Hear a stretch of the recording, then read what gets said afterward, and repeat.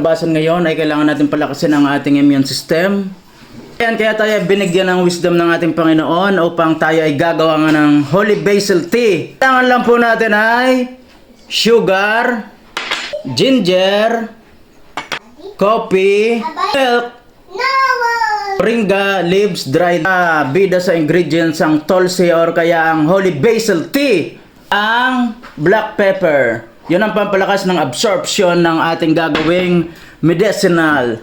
Wisdom na binigay ng Panginoon, sinabi sa Ezekiel chapter 47 verse 12 na ang mga dahon ay pangpagaling.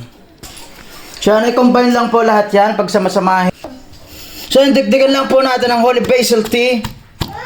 Ang pinakadahon ay So, yan, pinagsama-sama na nga natin sila mga kapatid at hindi naman yan sila mag-aaway-away.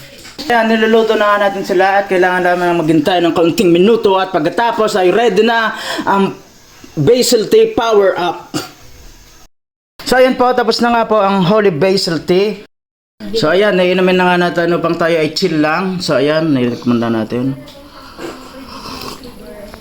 Yun, very powerful nga yung lasat na talagang nagko-combine.